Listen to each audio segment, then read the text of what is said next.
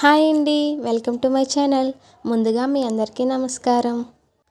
ఈరోజు వీడియో వచ్చేసి అమ్మవారి గుడికి వెళ్ళి వచ్చామండి. అమ్మవారి గుడికి వెళ్ళి వచ్చిన తర్వాత ఇంట్లో ఏమేమి పనులు చేసామో అవన్నీ మీకు చూపిస్తాను. ఫస్ట్ అయితే అమ్మవారి గుడికి వెళ్ళి వచ్చేసి ఈ గిన్నె సామాన్లు అవి కొనుక్కొని అయితే ఇంటికైతే బయలుదేరిపోయాం. చూసారు కదా గిన్నె సామాన్లు ఎంత బాగున్నాయో.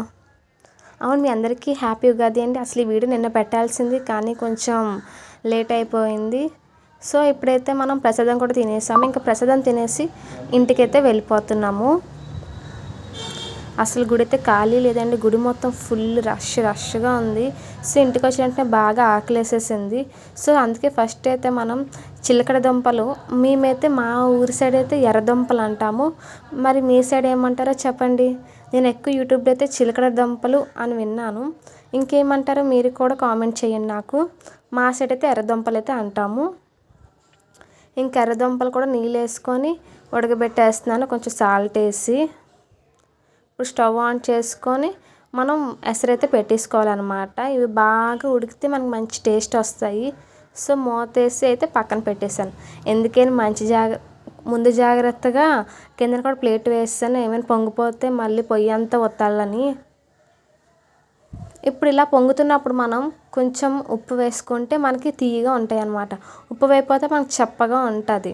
సో అందుకు ఉప్పు కూడా వేసుకున్న తర్వాత బాగా మరగనివ్వాలి. మళ్ళీ మూత పెట్టేయండి. మూత పెట్టేసిన తర్వాత మళ్ళీ తీసి చూడండి. ఆ తర్వాత కాసేపు అయిన తర్వాత మళ్ళీ తీసి చూడండి, బాగా మనకి ఉడికిపోతాయి. చూసారా, మనం ఏదో స్పూన్ కానీ ఇలా చాక్ పెట్టుకొని కానీ ఇలాగంటే బాగా మెత్తగా వచ్చేయాలి. అంటే చాక్ మనకి లోనకి వెళ్ళిపోవాలి, లేదా స్పూన్ అయినా సరే. ఇప్పుడు స్టవ్ ఆపేసుకొని చిలకడ దుంపల్లో ఉన్న వాటర్ అంతా పంపేసిన తర్వాత చిలకడ దుంపలన్నీ ప్లేట్లోకి వేసుకొని చల్లారిపోయిన తర్వాత తింటే సూపర్గా ఉంటాయండి. ఇంకా దీన్ని బెల్లం పానకం కూడా ముంచుకొని తింటారు చాలామంది. మేమైతే నార్మల్గానే తినేస్తాము. మీరు కావాలంటే బెల్లం పాకంలో ముంచుకొని కూడా తినచ్చు. ఇంకా తర్వాత చిలకడ దుంపలు ఉడకపెట్టేసిన తర్వాత ఇప్పుడైతే నేను గుత్తొంకాయ కూర అయితే చేస్తున్నానండి. గుత్తొంకాయ కూర చాలా అంటే చాలా సింపుల్గా నేను ఇంట్లోనే ప్రిపేర్ చేసేస్తాను. మీకు కావాలంటే ఫుల్ రెసిపీ అయితే మన యూట్యూబ్ ఛానల్ అయితే నేను త్వరలోనే అప్లోడ్ చేస్తాను. అంతకన్నా ముందు మీరు మన ఛానల్కి సబ్స్క్రైబ్ చేసి మన ఛానల్కి మంచిగా సపోర్ట్ చేసి మన ఛానల్ని మంచి గ్రోత్ ఇస్తారని మనస్ఫూర్తిగా కోరుకుంటున్నాను. చూసారు కదా, చూస్తుండగానే గుత్తొంకాయ కూర అయితే రెడీ అయిపోయింది.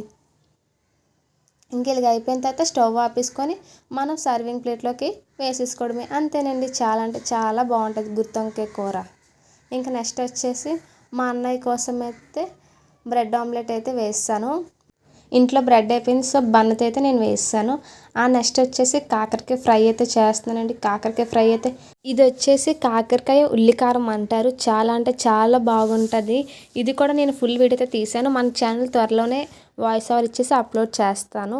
దీన్ని మనం ఆ రోజు తినడం కన్నా లేకపోతే మార్నింగ్ చేసుకొని నైట్ టైం తింటే ఇంకా సూపర్గా ఉంటుందండి. సో మేము ఈరోజు చేసేసుకున్నాము, సగం ఈరోజు తినేసి మిగతాది రేపు తిన్నాము. సూపర్ అంటే సూపర్గా వచ్చింది.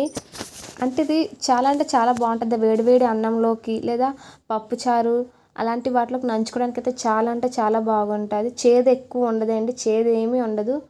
ఇంకా సాయంత్రం అయితే మా ఇంటి పక్కన ఉన్న ముస్లిం అక్కలు అయితే మనకి ఇఫ్తార్ అయితే పంపించారండి. పకోడీ, బజ్జీలు, అట్టుపండు, ఖర్జూరము, కమలాపండు, అప్పడాలు, అలాగే చాట్ కూడా పంపించారు. అన్నీ చాలా అంటే చాలా బాగున్నాయండి. చూసారు కదా, ఇవన్నీ మనకి రోజుకి రావు, అప్పుడప్పుడు ఇఫ్తార్ టైంలో పంపిస్తారు మాకు. అలాగే ఇంకైతే బూర్లు కూడా చేస్తున్నానండి, ఉగాది కదా. మీరైతే మన ఛానల్కి సబ్స్క్రైబ్ చేసి సపోర్ట్ చేసేయండి ప్లీజ్.